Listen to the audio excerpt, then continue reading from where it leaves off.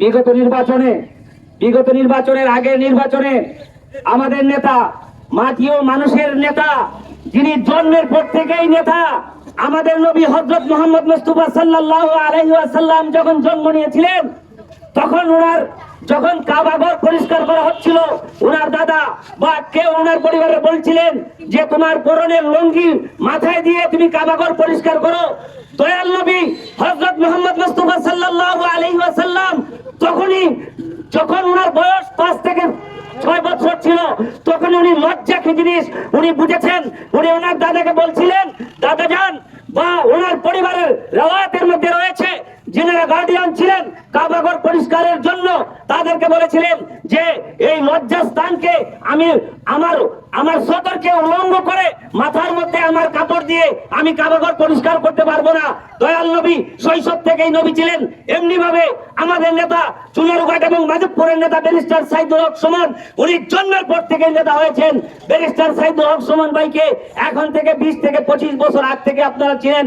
উনি school, college, মাদ্রাসা যে সমস্ত ছাত্ররা লেখাপড়া করতে পারে না তাদেরকে টাকা পয়সা, সাহায্য সহযোগিতা, বিভিন্ন উন্নয়নমূলক কর্মকাণ্ডে আপনারা দেখতেছেন। বিগত নির্বাচনে এই যে নির্বাচন করেছিলেন, ব্যাপক যিনি যার সাথে প্রতিদ্বন্দ্বিতা করেছিলেন অনেক বড় রাঘব বোয়া রাকাবির, সেই বিমান পর্যটন প্রতিমন্ত্রীকে কিভাবে দোষ নামিয়ে দিয়ে অসংখ্য ভোটের মাধ্যমে আমাদের নেতা ব্যারিস্টার সাইদুল হক সুমন ভাই পাস করেছেন, যার কোনো প্রতিদ্বন্দ্বিতা হয় নাই, যার কোনো এক বাক্যে সবাই ব্যারিস্টার সাইদুল হক সুমন ভাইকে ভোট দিয়েছে। যাই হোক, আমি কথা লম্বা করবো না। আমি ধন্যবাদ জানাই চুনারুঘাটের ওসি মহোদয়কে। উনি যখনই বিষয়টি জানতে পেরেছেন, তাৎক্ষণিকভাবে উনি নিজের থেকে একটি সাধারণ ডায়েরি করেছেন এবং ব্যারিস্টার সাইদুল হক সুমন ভাইয়ের সাথে উনার খুব ক্লোজড হ্যান্ড, এই জন্য দায়িত্ব দেখে ব্যারিস্টার সাইদুল হক সুমন ভাইকে উনি জানিয়েছেন। এমপি সাহেব যদি বলেন, ওসি সাহেব আপনি এই বিষয়টি জানছিলেন, আমাদেরকে কেন জানান নাই, সেই জন্য উনি নিজের থেকে একটি সাধারণ ডায়েরি করেছেন এবং হবিগঞ্জ জেলা পুলিশকে উনি জানিয়েছেন এবং এই ব্যারিস্টার সাইদুল হক সুমন ভাইয়ের বাসায় গিয়ে ওনাকে অবহিত করেছেন। একটাই মিশন, ব্যারিস্টার সাইদুল হক সুমন ভাইকে যাতে সেভ করা যায়। যাই হোক, আমি ওনাকে আজকের এই আলোচনা সভা এবং মানববন্ধন থেকে ধন্যবাদ, মোবারকবাদ জানাই। আমি এখানে দুটি কথা বলবো। ব্যারিস্টার সাইদুল হক সুমন ভাইয়ের অনেক শত্রু রয়েছে, আপনারা জানেন। সারা বাংলাদেশে এটি লুকোচুরি নয়। আজকে পানির স্রোতে জার্মানির ফেনাও কিন্তু ভেসে যায়।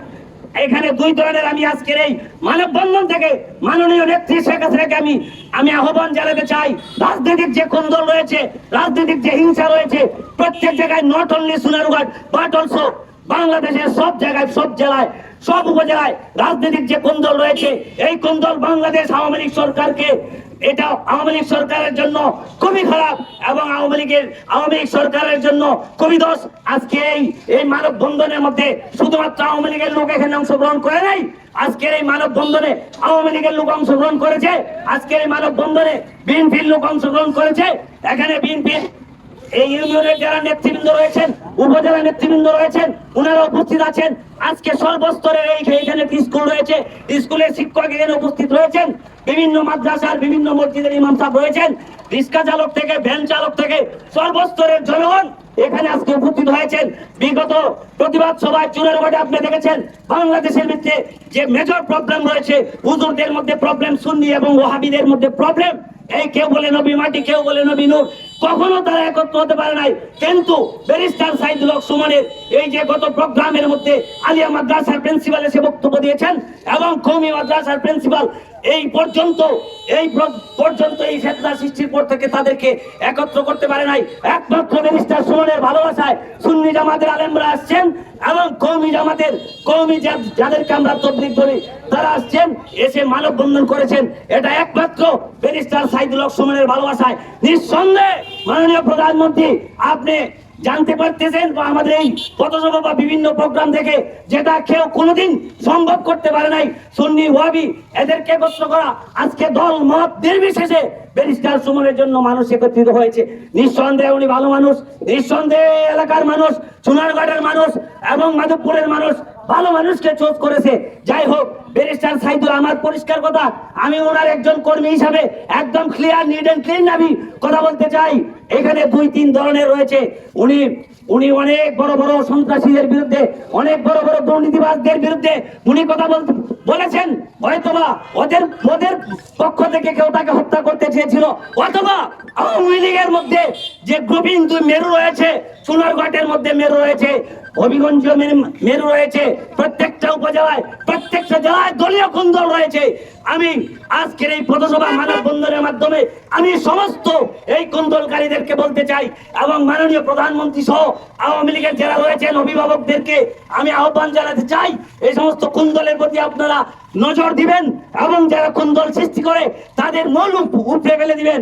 আজকে আমি এইটাও সুন্দর করি, সোনারঘাটে যে ব্যাপকভাবে আমাদেরকে অনেক সময় অনেকে আমাদেরকে হুমকি দামকি দিয়েছে 7 তারিখের পরে দেখে নিবে। যাই হোক, সোনারঘাটের রাজনৈতিক কুন্দলের কারণে হতে পারে, এটা খতিয়ে দেখার জন্য, এবং যাদের বিরুদ্ধে, সন্ত্রাসীদের বিরুদ্ধে, অন্যায়কারীদের বিরুদ্ধে ব্যারিস্টার সাইদুল হক সুমন কথা বলেছেন, ওদের মধ্যে থেকে হতে পারে। শুধুমাত্র বড় বড় সন্ত্রাসীদেরকে চিন্তা করলে হবে না, ছোট একটি মানুষও কিন্তু ব্যারিস্টারকে সোনারঘাটের কোন রাজনৈতিক কুন্দলের কারণেও কিন্তু তাকে হত্যা করতে পারে। কি বলেন আপনারা? আজকের এই প্রতিবাদ সভার মাধ্যমে, আজকের এই মানববন্ধনের মাধ্যমে আমি পরিষ্কার মেসেজ দিতে চাই, যারাই এটার মধ্যে জড়িত আছে তাদেরকে আইনের আওতায় এনে যথাযথ শাস্তির দাবি জানিয়ে আমার বক্তব্য শেষ করছি। আসসালামু আলাইকুম ওয়া রাহমাতুল্লাহি ওয়া বারাকাতুহু। যে তোমরা কি ব্যারিস্টার সুমন হইতে চাও? তারা এক বাক্যে বলে যে আমরা ব্যারিস্টার সুমন হইতে চাই। তার মানে কি, ব্যারিস্টার সুমন এমন এক আদর্শ ধারণ করে চলে যে আদর্শ দেখে শিক্ষার্থীরা অনুপ্রাণিত হয়। আমরা চাই এই ব্যারিস্টার সুমন দীর্ঘদিন বেঁচে থাকুক, এবং এই ব্যারিস্টার সুমনের হত্যার যে ষড়যন্ত্র, সেই ষড়যন্ত্র মোকাবেলা করার জন্য সরকার যেহেতু নিজেই প্রস্তুতি নিচ্ছে, আমরা যে অবস্থায় আছি সেই অবস্থা থেকে সরকারকে সহযোগিতা করলেই আমরা এক সময় দেখতে পাবো যে ব্যারিস্টার সুমনের মতো যারা সৎ মানুষ তারা বেঁচে থাকবে। আপনারা সবাই বলুন তো দেখি, আমরা 41 সালে উন্নত বাংলাদেশ বানাতে চাই, কিন্তু আমরা কি চাই? আমরা চাই এর মধ্যেই ভালো ভালো মানুষগুলোকে, সৎ মানুষগুলোকে মেরে ফেলতে চাই। তাহলে কি আমাদের এই 41 সালে উন্নত বাংলাদেশ বানানো সম্ভব হবে? অবশ্যই সম্ভব হবে না। আমরা সেই 41 সালে আমাদের সেই নেত্রীর ভীষণ, আমাদের বঙ্গবন্ধুর স্বপ্ন বাস্তবায়ন করার জন্য এই সৎ সাহসী মানুষগুলোকে বাঁচিয়ে রাখতে হবে। আমরা যে অবস্থায় আছি, যেখানেই আছি, তারা যেন সঠিকভাবে। কিছুদিন আগে আমাদের অগ্রণী বিদ্যালয়ের সুমন ভাই আসছিলেন, আমাদের স্কুলের ছাত্র সংখ্যা হল 1300। উনি যে অনুপ্রেরণামূলক বক্তব্য দিয়েছেন অগ্রণী স্কুলে, ছাত্ররা ওনার বক্তব্য যে অনুপ্রাণিত হয়। আজকে যে দুষ্কৃতিকারী এবং ওনাকে যে হত্যার হুমকি দিয়েছে, আল্লাহ না করুক এই ধরনের যদি কোনো দুর্ঘটনা ঘটে, তাহলে আমাদের এই 1300 ছাত্র আমার স্কুলের না, সারা বাংলাদেশে যারা মনের মধ্যে সুমন ভাইয়ের আদর্শ ধারণ করে, যারা নিজেকে একজন সুমন ভাই ব্যারিস্টার তৈরি করার জন্য মনের মধ্যে এই আদর্শ ধারণ করে স্বপ্ন দেখে, তারা কিন্তু ধ্বংস হয়ে যাবে। তাহলে বাংলাদেশে ভালো মানুষের তৈরি হওয়ার সংখ্যা কমে যাবে। আমি শিক্ষক হিসেবে একটা মেসেজ দিতে চাই যে সুমন ভাই যে মানবতার ফেরিওয়ালা, এটা শুধুমাত্র আমরা খাতা কলমে দেখলে কি, আজকে আমরা বাস্তবতার রূপ দেখতেছি সুমন ভাইয়ের মাধ্যমে। সুতরাং আমাদের সকলের দাবি, যারা এই চক্রান্তের সাথে জড়িত তাদেরকে আমাদের মাননীয় প্রধানমন্ত্রী দৃষ্টি আকর্ষণ করতেছি, আপনাদের সকলের প্রিন্ট মিডিয়া, ইলেকট্রিক মিডিয়ার মাধ্যমে, যাতে দৃষ্টান্তমূলক শাস্তি হয়, এবং যারা এটার সাথে জড়িত তারা যাতে জনসম্মুখে চলে আসে। যদি তারা জনসম্মুখে চলে না আসে, তাদের শাস্তি নিশ্চিত না হয়, তাহলে বাংলাদেশের মঙ্গলের জন্য, স্মার্ট বাংলাদেশ গড়ার জন্য, মুক্তিযুদ্ধের যে চেতনা যারা ধারণ করেন তাদের এই চেতনা কিন্তু জাগ্রত হবে না। ধীরে ধীরে বাংলাদেশ ধ্বংসের দ্বার প্রান্তে চলে যাবে। আপনারা দেখেছেন অলরেডি সারা বাংলাদেশে সুমন ভাইকে এই হত্যার হুমকির জন্য যে মানববন্ধন হয়েছে, এই সুমন ভাই কিন্তু শুধুমাত্র সোনারঘাটের একটা সম্পদ না, সুমন ভাই একটা আবেগের নাম।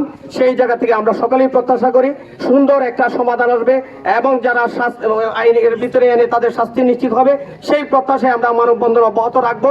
যেদিন মাননীয় প্রধানমন্ত্রী আমাদের সুন্দর একটা সমাধান দিবেন, সেদিন আমরা দীর্ঘ নিঃশ্বাস ফেলবো। সবাইকে ধন্যবাদ, যারা আজকে আমাদের সুযোগ্য চেয়ারম্যান মহোদয়কে ধন্যবাদ জানাই, এবং এলাকাবাসীকে ধন্যবাদ জানাই।